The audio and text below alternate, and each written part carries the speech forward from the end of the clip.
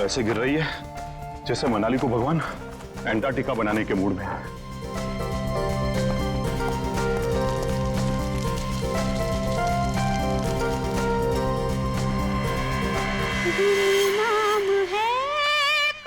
घर में तो कोई नहीं है, फिर ये म्यूजिक किसने चलाया?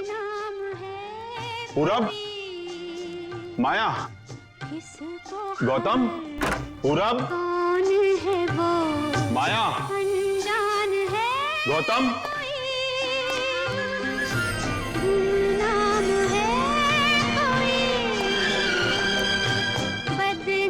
अगर बच्चे नहीं है तो फिर कौन है? कौन है यहां? कौन है?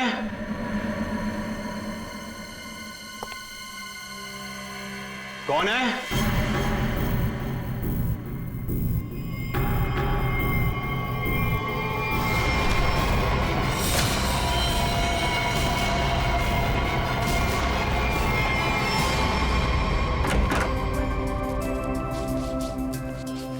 गौतम, इधर मत कर।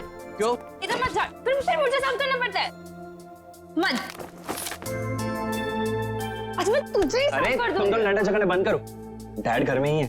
अच्छा है, तो मैं डैड से गौतम की शिकायत करती हूँ। डैड देखिए ना इसे, पूरा घर गंदा कर रहा है। Dad, dad, dad,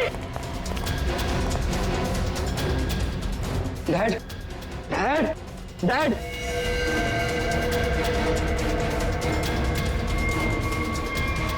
dad is no more.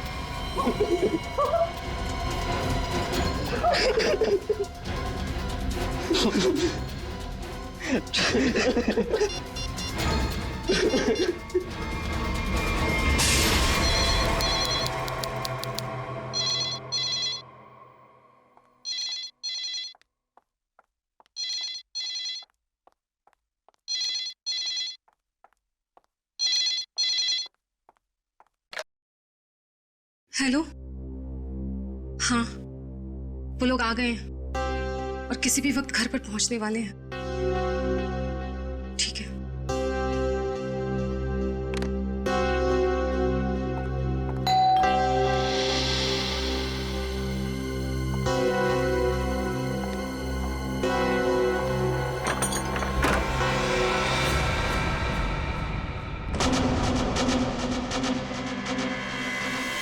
Oh my God, क्या हुआ किलोरी?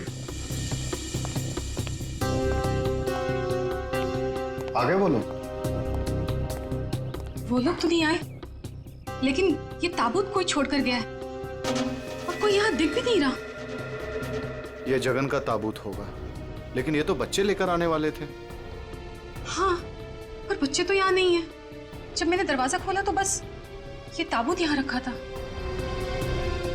तुम एक काम करो, पूरब को फोन करो, पूछो कहाँ है वो लोग। हाँ।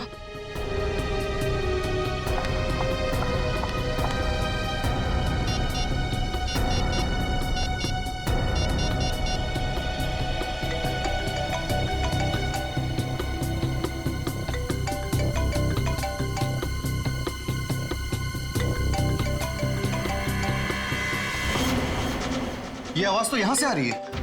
कॉफिन के अंदर से आवाज आ रही है।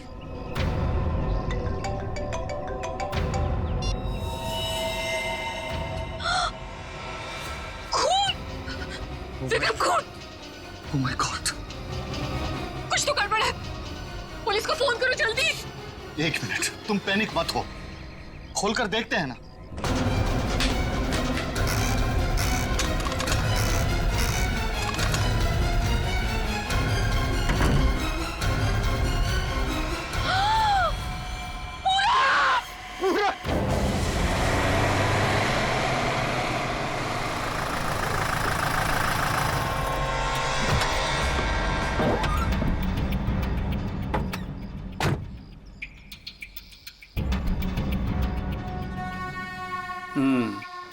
काम हो गया?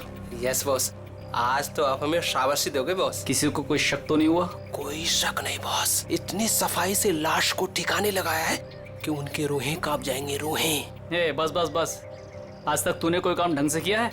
बात करता है। मैं खुद चेक करूंगा।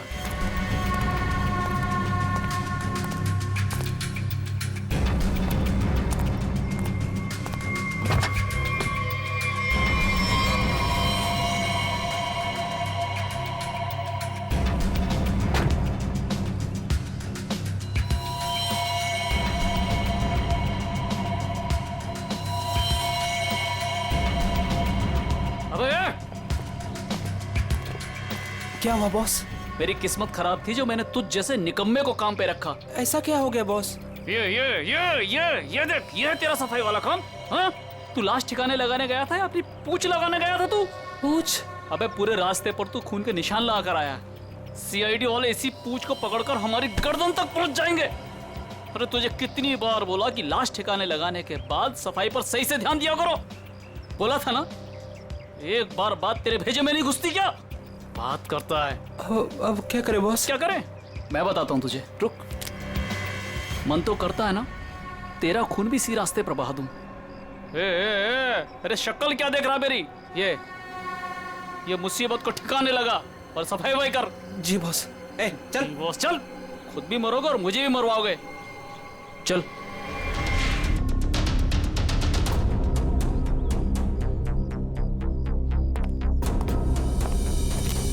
क्या संबंध क्या है आपका लाश के साथ? जी वो मेरा बड़ा बेटा था, अपने पापा की लाश लेकर आने वाला था और खुद ही। क्या इसका क्या मतलब क्या है? मतलब ये कि इसके पति 2 दिन पहले ही मर गए थे हार्ट अटैक से, और जिसकी लाश पड़ी है पूरा, वो अपने पिताजी के पार्थिव शरीर को लेकर यहाँ आने वाला था, भाई और बहन के साथ। भाई और बहन वो कहाँ है अभी? वो भी गायब है, उनका फोन तक नहीं लग रहा है। कहाँ से आ रहे थे वो लोग? एयरपोर्ट से। थोड़ी देर पहले ही उनकी फ्लाइट लैंड हुई थी, लेकिन वो लोग तो यहाँ नहीं पहुंचे, सिर्फ कॉफिन पहुंचा, वो भी पूरब के लाश के साथ। ये लो, मतलब बीच रास्ते में किसी ने कांड कर दिया। वैसे आपका क्या संबंध है जगन के साथ? कोई रिश्ता नहीं। मतलब? ये मेरे पति है। अच्छा अच्छा, मतलब दूसरी शादी है ये? अच्छा एक बात बताइए, ये पूरब इनकी एक्स हस्बैंड की लाश को लेकर इनके करंट हस्बैंड के घर क्यों आ रहा था? है? ये मेरा घर नहीं है, ये किलोरी का घर है। मतलब आप घर जमाई हैं? जी खैर ये तो आपका निजी मामला है। आप ये बताइए कि ये लोग कहाँ से आ रहे थे और एयरपोर्ट पे इन्हें कौन रिसीव करने वाला था? जगन हमारे 3 बच्चों के साथ मनाली में रहते थे। 2 दिन पहले पूरब का फोन आया कि हार्ट अटैक से उनकी मृत्यु हो गई है। मैंने पूरब को बोला कि उनके अंतिम संस्कार के लिए वो उन्हें यहाँ ले आए। एयरपोर्ट पे वो जैसे ही उतरे, वहां से उन्होंने एक प्राइवेट टैक्सी ली यहाँ आने के लिए, और उसके बाद। प्लीज आप मेरे दोनों बच्चों को ढूंढ निकालिए। माया और गौतम कहाँ है, कुछ पता नहीं चल रहा। ठीक है, आप चिंता मत करिए, हम उन्हें जल्दी ढूंढ निकालेंगे।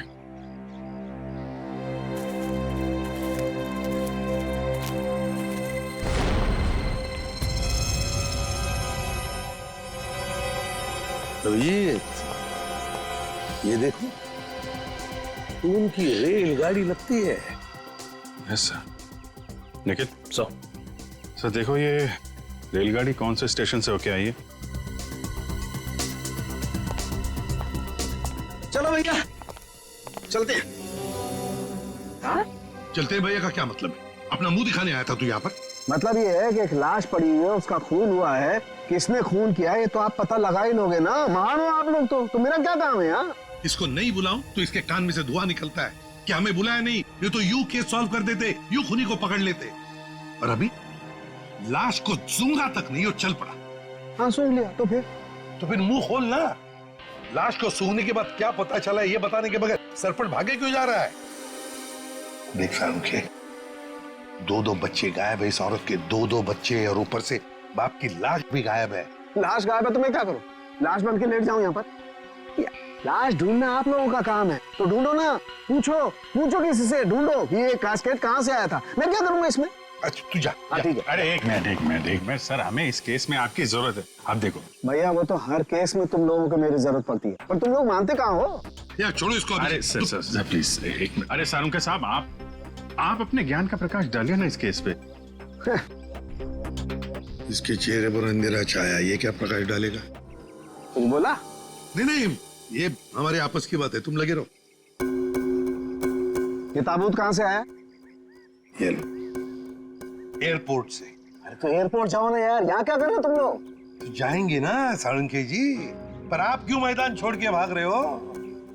भाभी, आपके हस्बैंड की लाश आ गई। नहीं, मेरे बेटे की लाश आई है। क्या क्या कह रही हैं आप? इतना सारा खून क्यों बह रहा है? मुझे बहुत डर लगता है खून से। शांति प्लीज। ना खून इसलिए बह रहा है क्योंकि इनका खून हो गया है।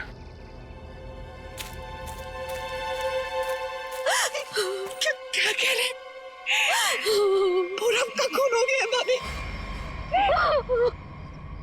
वैसे आप ये मेरी बहन है और किलोरी की ननद।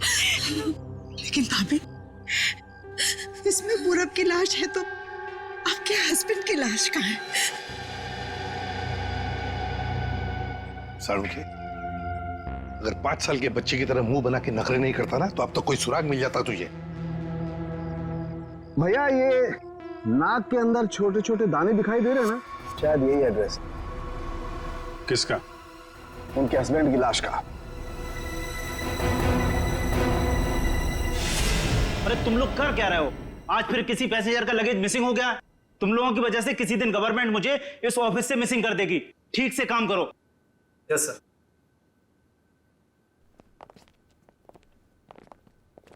सर आप लोगों का भी कुछ मिसिंग हुआ है क्या? हम लोग सीआईडी से।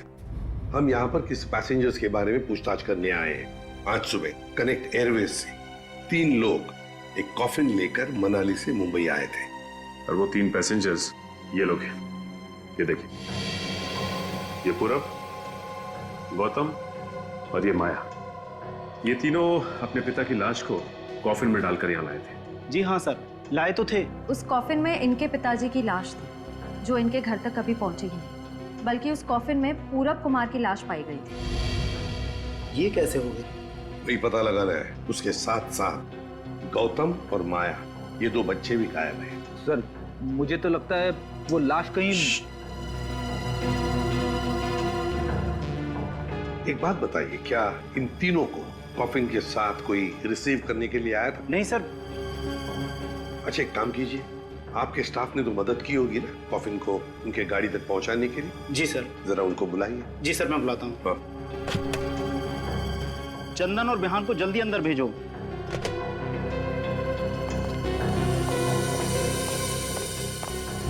क्या हुआ सर? आज सुबह कनेक्ट एयरवेज से कॉफिन आया था। हाँ साहब। उसके बारे में सीआईडी वाले आपसे कुछ पूछना चाहते हैं। सीआईडी साहब, हमने कोई गड़बड़ नहीं किया साहब, हम तो अपना बस काम कर रहे थे साहब, हमने तो बस उस कॉफिन को उस गाड़ी में चढ़ाया था साहब। एक मिनट, तुमने कोई गड़बड़ नहीं की है। सिर्फ इतना बताओ कि जब तुम ये कॉफिन यहाँ से उनके गाड़ी तक ले जा रहे थे, तो उस दौरान उसके बीच में कभी कोई मिलने आया था या कोई ऐसे कुछ भी हुआ था क्या? हाँ साहब, हम उन तीनों को लेकर जब यहाँ से बाहर निकले, उनके साथ जो लड़की थी ना, उसको एक फोन आया सर। पता नहीं क्या बात हुई, फिर वो अचानक से कहने लगी, पार्किंग में एक नीली वैन खड़ी है, ये कॉफिन वहां ले चलो। अच्छा, वैन के ड्राइवर को देखा तुमने? नहीं साहब, वैन के ड्राइवर को तो नहीं देखा, लेकिन साहब वैन का नंबर मुझे याद है। गुड, तो नंबर दो। XY 02 6813। सचिन, पता लगाओ इस नीले रंग के वैन का। पूरब, गौतम और माया 3 बच्चे अपने पिता जगन की लाश को लेकर मनाली से मुंबई आते हैं। लाश को कॉफिन में लाते हैं बाय एयर। मुंबई पहुंचने के बाद वो अपनी मां को फोन करके बताते हैं कि वो मुंबई पहुंच गए और साथ साथ वो कॉफिन भी। मगर जब ये कॉफिन उनकी मां किलोरी के घर पहुंचता है, तो कॉफिन में से निकलती है बड़े बेटे पूरब की लाश। जगन की लाश गायब है और उसके साथ साथ गौतम और माया दोनों बच्चे भी गायब हैं। तीनों के तीनों गायब। सर, हो सकता है कि जिस वैन में वो लोग लाश लेकर जा रहे थे वो वैन कहीं रुक गई हो और शायद वहीं पे कुछ हुआ हो। बस तो इसीलिए तो उस ड्राइवर की जरूरत है हमें। वो ड्राइवर कौन था, उस गाड़ी के बारे में डिटेल, वो सब कुछ चाहिए हमें। सर वैन के रजिस्ट्रेशन नंबर से मैंने मालिक का पता लगाया। फिर मालिक का कहना है कि वैन तो कुछ महीने पहले ही चोरी हो गई थी। ये लो। सर, इसका मतलब अब गौतम और माया की जान को खतरा है। बड़ी बारीकी से प्लानिंग की है, खतरनाक प्लानिंग की है। देखते। ओए, अंकित, कुछ मिला? हाँ बस, ये देखो, ये मिट्टी कॉफीन के नीचे लगी हुई। इस मिट्टी में इस कॉफीन का पता। मिट्टी में पता? हमें तो नहीं दिखा। उसके लिए सालूखे की नजर चाहिए। सड़ोंके, कॉफिन का पता तो हम लगा ही लेंगे, पर पूरब की लाश इस कॉफिन में आई कहां से? ये पूरब की नाक बताएगी बॉस।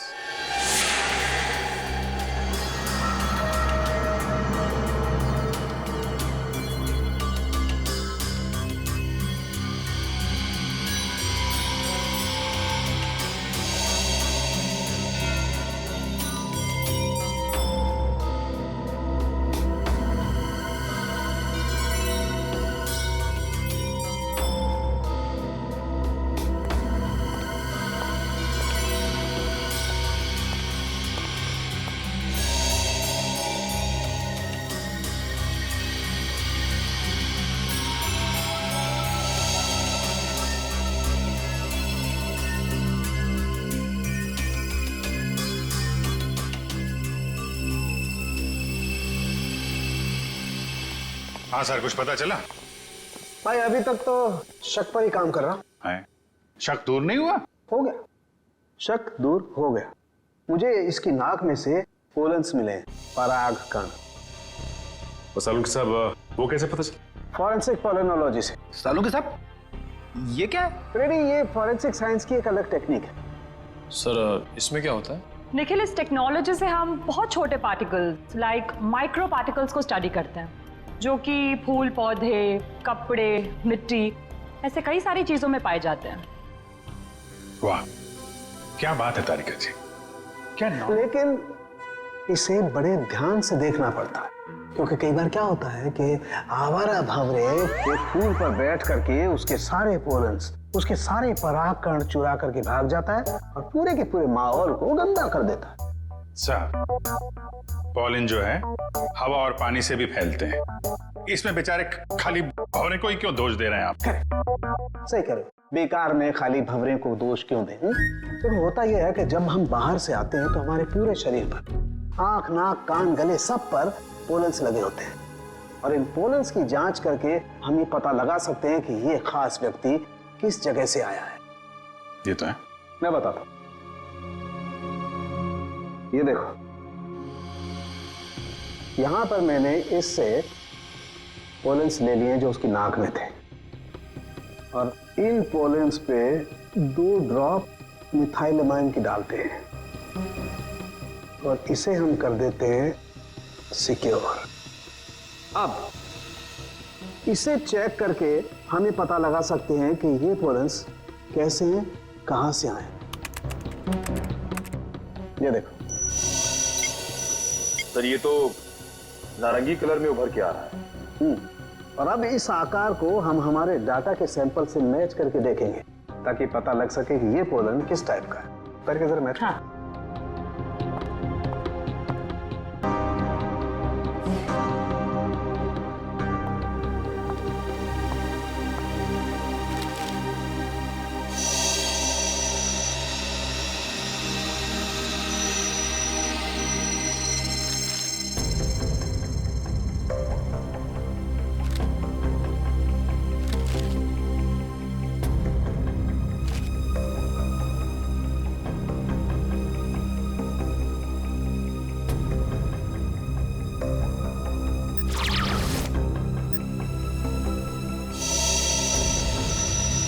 वाओ सर, ये तो पॉलेंस की पूरी लाइब्रेरी है।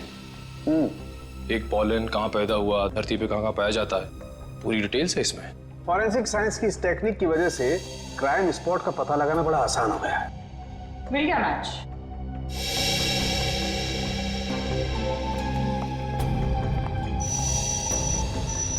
ये मैरीगोल्ड है जिसका हाइब्रिड नाम मरियासा गोल्ड 63 है। ये वैरायटी पूरे साल पैदा होती है और धानीखेत में पाई जाती है। धानीखेत? चलो कम से कम ये तो पता चल गया कि खून कहाँ हुआ है। सर यही है धानीखेत सर। फिर वैन यहीं पर लाया गया था। ये कार मार्क्स तो हैं सर यहाँ पे।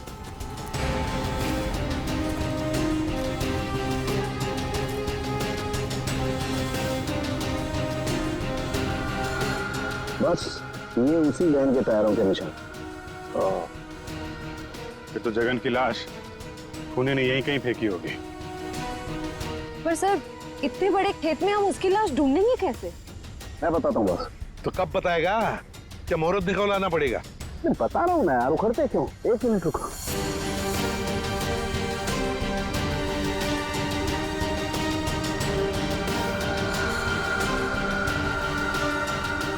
ये देखो, ये मैंने फूल के पोले निकाले। अभी मैं जिस दिशा में उड़ाऊंगा और ये उड़ करके जहां जाएंगे समझ लो खून भी उसी दिशा में हुआ है। लेकिन सर यहाँ तो हवा ना के बराबर है, ये कैसे पता चलेगा कि हवा किस डायरेक्शन में है? ये मुर्गा बताएगा। मुर्गा? हाँ निखिल, मुर्गा। ये मुर्गा है ना, किसान लोग अपने खेत में अक्सर लगाते हैं। इस मुर्गे से पता चलता है हवा का रुख कहाँ पर है। जिस तरफ हवा चलती है ना उस तरफ ये मुर्गा मुड़ता है और इसका फायदा होता है पेस्टिसाइड्स डालने में, हवा के हिसाब से। उस तरफ देखते हैं सर। हाँ चलो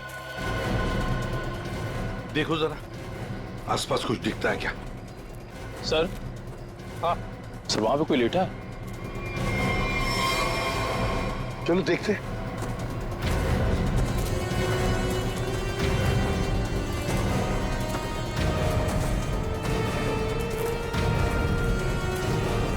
हेलो? ओ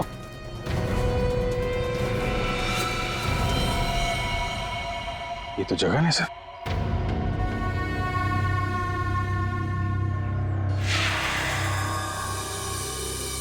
देखिए जगन की लाश हमें गेंदे के खेत में से मिली।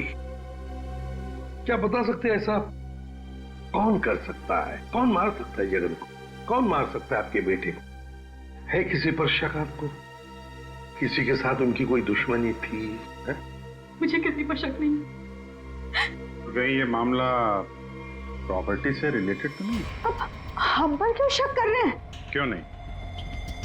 जगन जी अमीर आदमी थे, मनाली में सेब के बाग थे, जमीन जायदाद थी। उनके मरने से और पूरब के मरने से और दोनों बच्चों के गायब होने के बाद प्रॉपर्टी तो आप लोगों को ही मिलने वाली है ना। देखिए सर, आपको बहुत बड़ी गलतफहमी हो रही है। हमें तो ये भी नहीं पता था कि जगन के पास इतनी प्रॉपर्टी है, सेब के बागान है और वैसे भी मेरी अच्छी खासी नौकरी है, अच्छी खासी कमाई है। मुझे और क्या चाहिए जिंदगी में? और मेरा तो इन सब से कुछ लेना देना ही नहीं है, मुझे तो प्लीज दूर ही रखिए। देखिए मैं अपनी फैमिली और अपनी वाइफ से बहुत खुश हूँ, मुझे और कुछ नहीं चाहिए। अच्छा, तो आपके कहने का मतलब है जो कुछ भी लेना देना है वो किल्लोरी जी का लेना देना? देखिए सर, आप लोग मेरे बच्चों को ढूंढने के बजाय मुझ पर और मेरे परिवार पर शक कर रहे हैं। नहीं नहीं नहीं नहीं नहीं किल्लोरी जी, हम आप लोगों पर कोई इल्जाम नहीं लगा रहे किल्लोरी जी। हम तो बस सच्चाई जानने की कोशिश कर रहे। जैसे एक बात जरूर कहूंगा आप लोगों को, सच्चाई आपके लिए बहुत फायदेमंद होगी।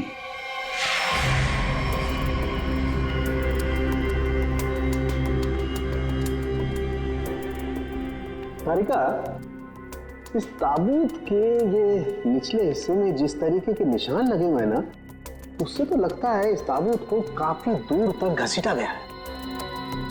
तुम एक काम करो, ये जो ताबूत पर जगह जगह मिट्टी लगी हुई है, इस मिट्टी का सैंपल ले लो। ये मिट्टी बताएगी कि ताबूत कहाँ से आया है।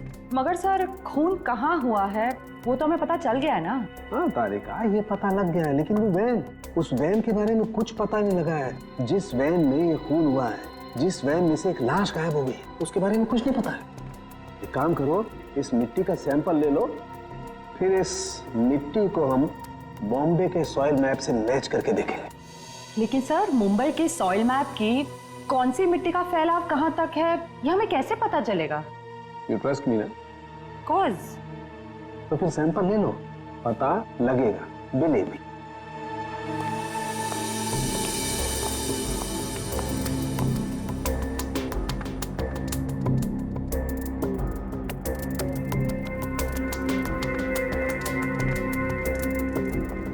अरे सालू के साहब, फिर से पढ़ाई शुरू कर दी आपने? भाई क्या करें, तुम लोगों की मदद करने के लिए पढ़ाई तो करनी पड़ेगी। अरे लेकिन ऐसा है क्या इस ताबूत में जो इतनी मोटी किताब की जरूरत पड़ गई? इस पढ़ाई की जरूरत क्यों पड़ी, ताबूत बताएगा। वो कैसे? कॉफिन में मिले इस मिट्टी का हम सेडिमेंटेशन टेक्निक से एनालिसिस करेंगे, उससे सब पता चल जाएगा।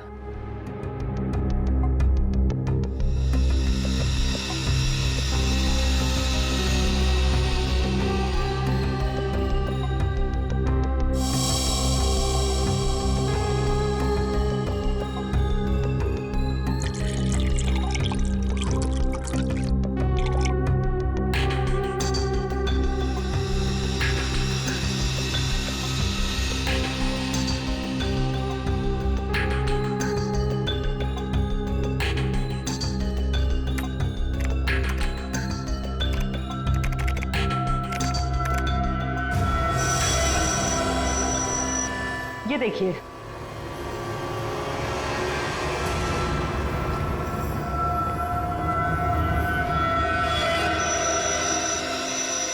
ये तो घास जैसा कुछ लग रहा है।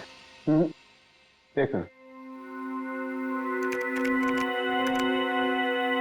अब देखो, ये घास नहीं है, ये मोलासिस है, गन्ने के वेस्ट से जो निकलती है, जहां पर गुड़ बनता है।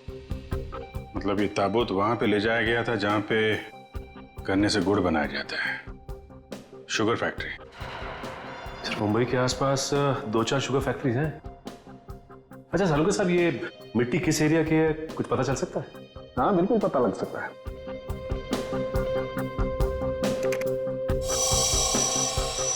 इस मिट्टी में 40% सैंड है।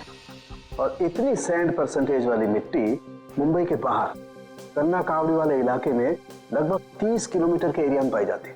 पर हाँ, ये मिट्टी ज्यादा रेत और ज्यादा आयरन होने की वजह से काली दिखाई देती है।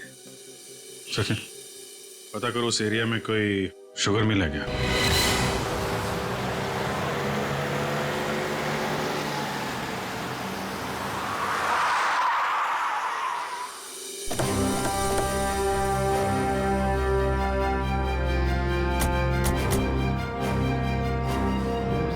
चंगनलाल शुगर मिल।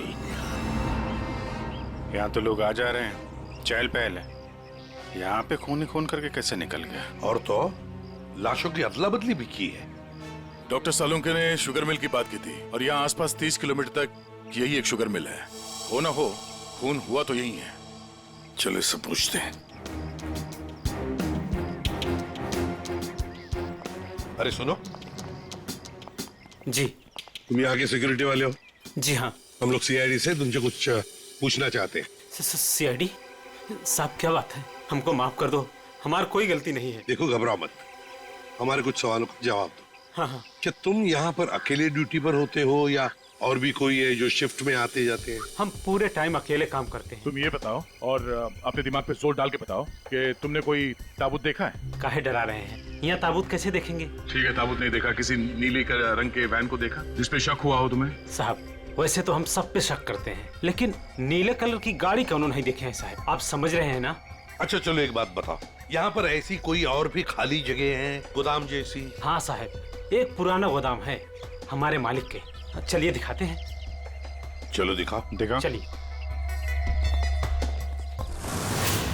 आइए साहब, ये है पुराना गोदाम। तुम जरा बाहर जाओ। ठीक साहब। गेट तो काफी बड़ा है। हाँ, वैन आसानी से घुस सकती है। इस जगह को देख के लगता है कि काफी समय से कोई आया नहीं है यहाँ पे। काफी समय से कोई आया नहीं है यहाँ, तो फिर ये बोरियां ऐसी रखी कैसे गई? और ये ऊपर से टारपॉलिन, जरा देखो तो नीचे क्या है।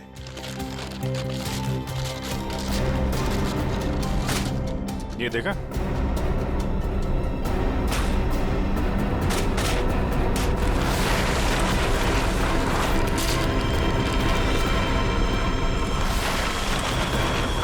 ये क्या है?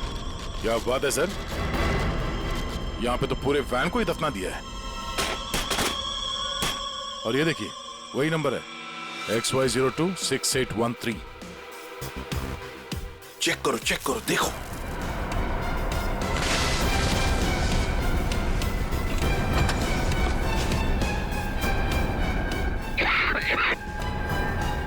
माय गॉड, इतना सारा खून। लगता है 24 घंटे से ज्यादा पुराना है। अभिजीत, लाश इसी वैन में से ले जाई गई है। काम करते हैं, पूरी की पूरी वैन को फॉरेंसिक लैब भेजते हैं।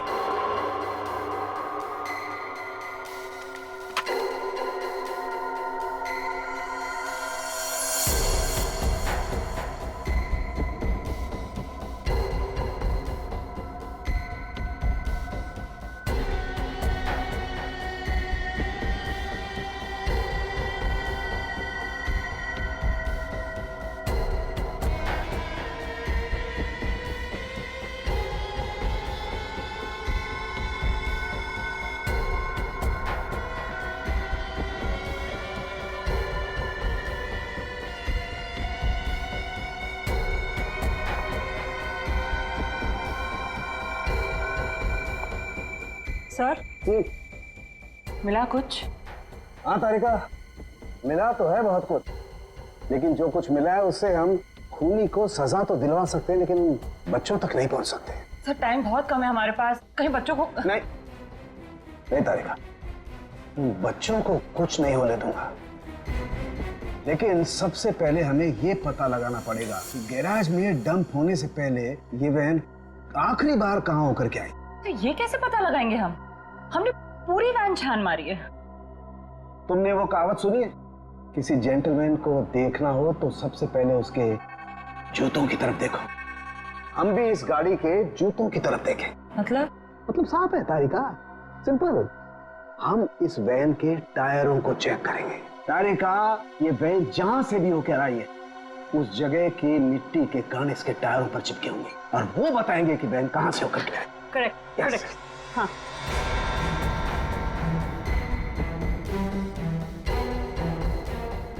सर, एक कोर्सा पर पेट्रोल डिश लाओ। हाँ सर, अभी देते हैं।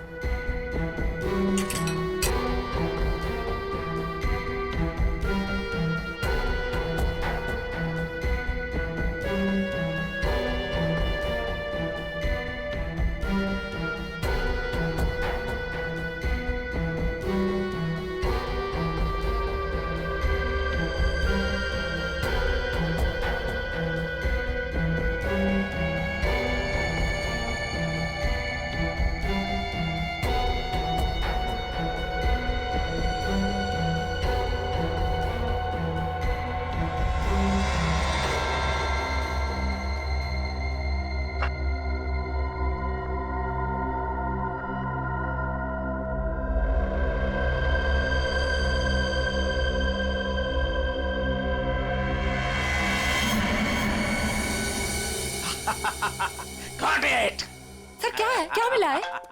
सर बताओ ना क्या मिला है? हेलो। हाँ तारिका जी। हाँ अभिजीत। उस वैन में से कुछ एविडेंस मिला? हाँ मिला तो है, लेकिन मुझे नहीं पता क्या मिला है। सर बता ही नहीं रहे। अरे क्यों? डॉक्टर साहब हैं कहाँ? यहीं पे हैं, कूद रहे हैं, गॉटेड कर रहे हैं। अरे उन्हें ऐसा क्या मिल गया कि जो बरसात के मेढक की तरह कूद रहे हैं? पता नहीं, मुझे कुछ नहीं बता रहे, तुम ही बात कर दो। सर। हाँ अभिजीत। ओ अभिजीत, आज भाई साहब। भैया, वो मैसेंजर हमें मिल गया है जो हमें गौतम और माया का पता बताएगा। क्या सफेद रंग का एरो बनाया है पेड़ पे? अच्छा ठीक है, ढूंढेंगे। और वैसे वहां पोजीशन क्या है? यहाँ की सिचुएशन तो कंट्रोल में है, लेकिन हमारे सामने जो नजारा है उसे देखकर तो हमारे होश ही उड़ गए हैं सर। कोई बात नहीं, हम लोग पहुंच जाएंगे जल्दी। क्या कह रही है श्रेया? सब ठीक है सर? कह रही है कि वहां पे नजारा ऐसा है कि जमीन खिसक जाएगी पैरों के नीचे से। सर हमें जल्द से जल्द वहाँ पहुँचना होगा, पर लोग बहुत कम है, कहीं हाथ से निकल ना जाए। आप लोग कोई बताएंगे क्या हो रहा है? कैसे है मेरे बच्चे? ठीक तो है? प्लीज कुछ बताइए। मैम जरा धीरज रखिए, सब कुछ पता चल जाएगा। कुछ बताया होगा ना फोन पे उसने। आखिर हमारे बच्चे मिले कि नहीं मिले, कुछ तो मालूम होगा ना। देखिए अभी कहने सुनने से कुछ नहीं होगा, जो भी है वहाँ पे चलने के बाद ही पता चलेगा। अरे पता तो तब चलेगा जब वहाँ पहुँचेंगे। अगर भालू शेर चीतों को पता चल गया ना कि हम लोग यहाँ हैं, तो दुनिया में किसी को हमारा पता नहीं चलेगा। आप फिक्र मत कीजिए प्रीति जी, आजकल इंसान जानवरों से ज्यादा खतरनाक हो गया। हो सकता है वो आपको देख के भाग जाए। अरे उन्हें चिल्लम चिल्ली की आदत नहीं है, जरा शांत रहिए आप। क्या? एक मिनट। श्रेया, वो सफेद निशान वाला पेड़ मिल गया। सर उस पेड़ से राइट लेकर 200 मीटर स्ट्रेट आ जाइए। 200 मीटर राइट में। चलिए जल्दी चलिए। कोई मुझे बताएगा हो क्या रहा है? मेरे दिल बैठा जा रहा है, कहीं मेरे गौतम और माया को कुछ हो तो नहीं गया? बस बस, और नहीं चला जाता, अब नहीं चल पाऊंगी। देखिए पीछे छूटने वालों को जानवर छोड़ते नहीं है, लंच या डिनर में खा लेते हैं।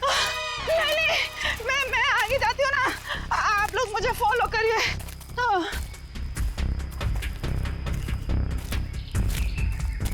संभाल के, संभाल के। आश्रय सर वो देखिए सर।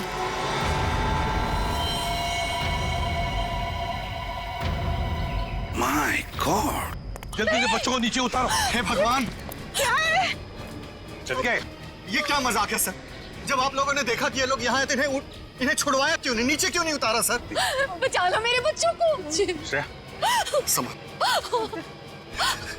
माया घबराओ मत।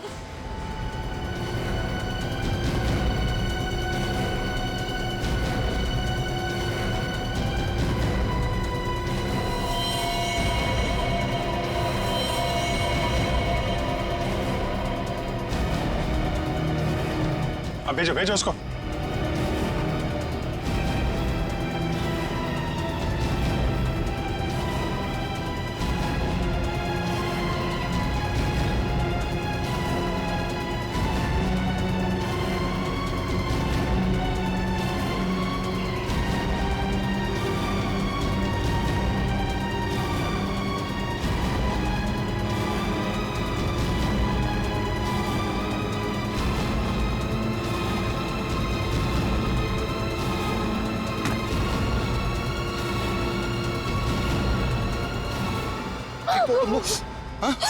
तुम लोग ठीक हो ना? बंद कीजिए अपना नाटक, हमारी इस हालत के जिम्मेदार आप ही हैं। बच्चे कहते हैं ना हमें, तो क्यों डाला अपने बच्चों को मौत के मुंह में? तो अच्छा हुआ सीआईडी टाइम पे आ गई, वरना आपने भैया की तरह हमें भी मार दिया होता। क्यों खिलोरी जी, ये बात क्या है? बच्चे आप ही पर इल्जाम लगा रहे? मुझे भी कुछ समझ में नहीं आ रहा है। मैं तो इन लोगों से इतना प्यार करती हूँ, मैं क्यों मारूंगी इन लोगों को? बात तो सही है, सवाल जायज है। एक माँ अपने ही बच्चों के साथ ऐसे कैसे कर सकती है? देखिए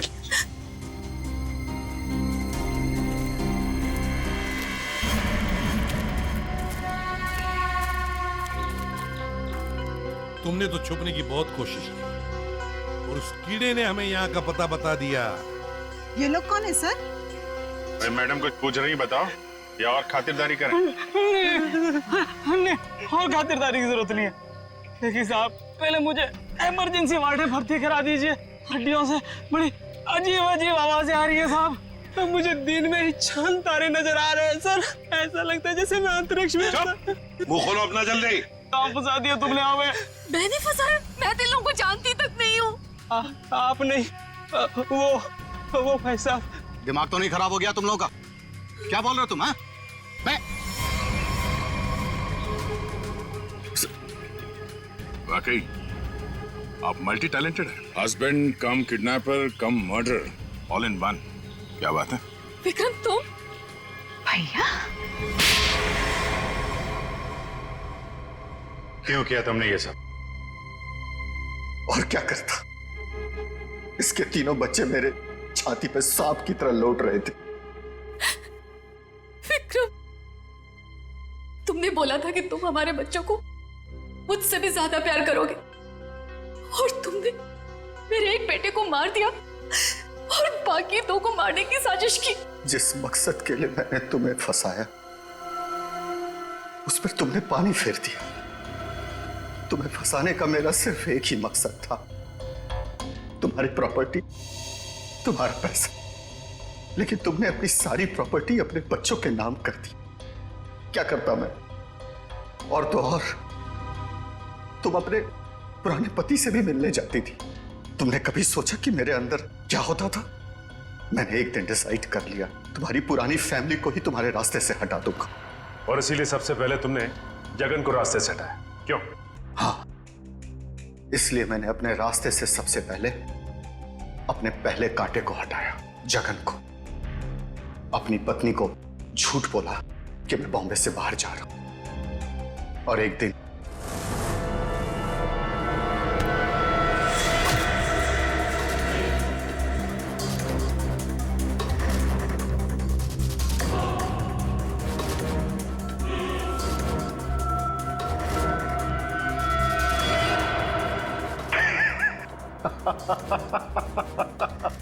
सोचा था जगन के मौत के बाद तुम्हारा झुकाव तुम्हारे बच्चों के लिए कब होगा, लेकिन मैं गलत था। तुम्हारा तो और बढ़ गया, और तो और तुमने उन्हें साथ रखने का फैसला कर लिया। पर यह बात तुम्हें बर्दाश्त नहीं हुई, इसलिए तुमने इन दोनों को भी रास्ते से हटाने का फैसला किया, क्यों?